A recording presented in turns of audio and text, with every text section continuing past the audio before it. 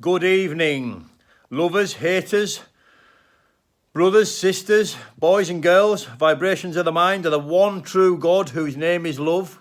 In a fantastic mood now. Just been to the gym, done a lot of strength and conditioning work, a lot of squats, some bench, a little bit of shrugs, a little bit of arms, played about for the last 5 minutes, but feel good, feel strong. In a brilliant mood. So, I'm going to talk a little bit more about the voice in my head. Been at bay ever since I made that video on the walking up and down the front today.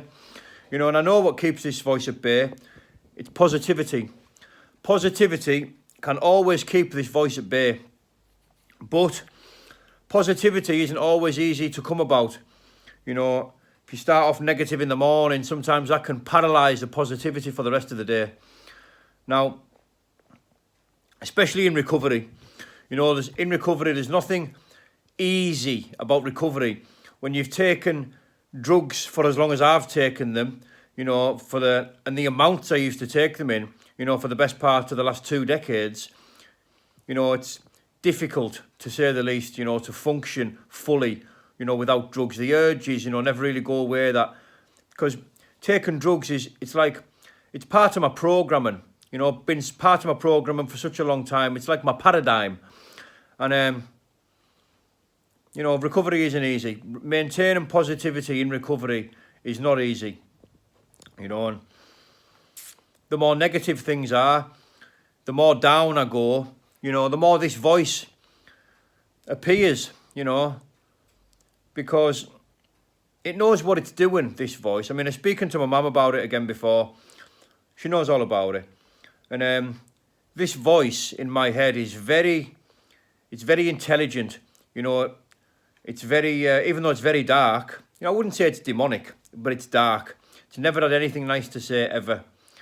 You know, it's been there for about the last 10 years, I think, on and off. Comes when I'm at my lowest, comes when I least want to hear it. But like I say, it's very cunning, it's very manipulative, you know, and it's very intelligent, because when I was in active addiction and I was using drugs a lot, it had the better of us a lot, and it knew just what to say when to say it, you know, and it used to use my ego against us, and it would, you know, it would usually say things like, you know, they're laughing at you, you know, they think you're a mug, you know, they think you're a proper divvy, you know, and they're making a divvy out of you. You know, and that, being egotistical as I was, I couldn't have that, you know, and I would act on that. But now it knows, you see, that my ego has been diluted a lot. You know, it's not fully diminished, it's not dissolved, it's not disintegrated, but it's definitely diluted, and it's nothing like it was. It's still there, of course, and I wouldn't have felt the need to justify myself to 10,000 people yesterday, you know, regarding, have I ever put a statement in? You know, I shouldn't have really, and I felt like I stepped off my path a little bit there. You know, I felt like that maybe induced this negativity and, you know, brought this voice back a bit. But, yeah, I did feel I stepped off my path a little bit there, you know, and I refer you to the comment that I pinned in that video. You know, nobody will ever be able to prove otherwise. Simple as that, it's a fact. But, like I say, this voice now knows that my ego is diminishing. So it's starting to go after the fellowship. It's starting to go after, you know, my higher power. And it's, you know, it's telling us it's like, you don't need this stuff, you know, it's for fools. It's just for fools, this, you know. This is what it said before. I liked you better when you were on drugs. And for whatever reason, we've always had a bit of a relationship, me and this voice, even though it's dark, you know. I don't know what it is. I've fed off it for years, do you understand? I've fed off this voice for years, you know, and I do understand, right, that it's not, you know, anyone's level of normal. But I mean, when my ego was so big, shall we say, it knew what to say then. You know, now it knows what to say now. You know, and the best way I can keep it at bay is through positivity. You know, it feels like it's a million miles away at the minute, which is the reason I'm making this video, because I don't always feel in the mood for making videos. That's why some mornings and some days I won't make videos, because I'm not in the mood. You know, because I'm in that place where I can't project anything positive or constructive. You know, and I don't want to, and I choose not to. But yeah, them first 2 weeks, you know, in recovery, it had never ever been as vocal, because, you know, it was sending us round the bend, and I'd find myself just shouting, "Shut up! Shut up!" Just like bursting out, "Shut up!" Because, and then I could sense it's like smugness, you know, because it had got my back up. You know, and that's its entire purpose, you know, to get my back up and to make us react. But like I've said, it's me, it's my pitch, it's my tone, it's me that's saying these things. I can't wait to, I'm really looking forward to this evaluation now, you know, I want to get to the bottom of what it is. But like I say, when me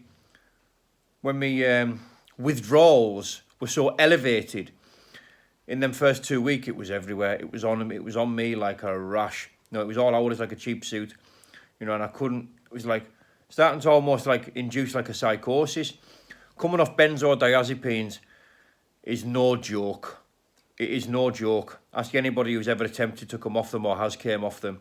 It's no joke. It's very difficult. The withdrawals are crazy. Yeah. But like I say, it was so active then. And I feel like I'm in the best place I've ever been in. You know, spiritually and mentally, I'm in the best place I've ever been in. That doesn't mean that I don't have my bad days. That doesn't mean sometimes I can take 2 steps forward and 1 step back, or maybe 3 steps forward and 2 steps back, or maybe won't take any steps at all for a few days. But it's still massive progress, you know, and I love myself these days. I never liked myself. I never ever liked myself, you know, and I loved myself. And this voice in my head doesn't like that. You know, it doesn't like it when I love myself, because it's nowhere to be seen. You know, it doesn't get a say, it doesn't get a look in. But like I say, it's not always easy maintaining positivity. Negativity in the morning for me can paralyse it for the rest of the day, and that's when I'm worried about this voice. And as soon as I'm conscious about this voice coming in, bang, it's there. Yeah, I think I've covered a little bit more on it. You know, I'm glad I was in the mood to divulge a bit more. You know, I've just got off the phone to my mum about it. You know, and you know, she said my dad was the same. She said my dad was exactly the same. She said, you know, and if I had, like I say, if I had £1 for every time she said, "You are Jimmy through and through," you know, I could probably afford a year off work. But I am my father's son, you know, and he was a very unstable character, to say the least. But yeah, I'm glad I've divulged a little bit more. Thank you very much for listening, people. Bye-bye for now. Mwah.